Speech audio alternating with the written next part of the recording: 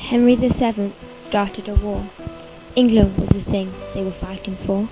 It was known as the War of the Rose. The York family, they were exposed. He married the enemy of the war he won, and Elizabeth kindly granted him 2 sons.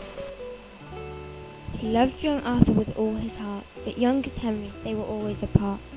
Arthur was his favourite, and Henry was sad, but poor Arthur, he died such a young lad.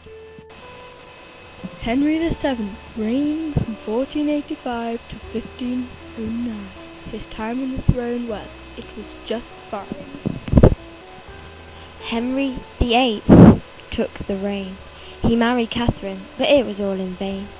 She gave him a girl, but Henry did not want one. He was in love with Anne, who could give him a son. So he then married Anne Boleyn in 1533. Then Anne gave birth to a wonderful baby, but it was a girl, and Henry was not happy. And there were rumours that Anne was being crafty. So on 1536 she was sent to the chopping block, and Henry never liked to be mocked. Then he married Jane Seymour. She gave birth to a boy that Henry adored. On the 24th of October, on that exact day, Mrs. Seymour passed away. Then he found Anne of Cleves, but over Jane Henry still grieved. Thought she was ugly and called her Flanders Mere, so he divorced Anne in the same year. Catherine Howard was his next wife. So very young, hadn't yet lived her life. She was unloyal to the king, and she was dealt with. What an unfortunate ending to Henry's 5th. Catherine Parr, his final wife, but Henry was coming to the end of his life.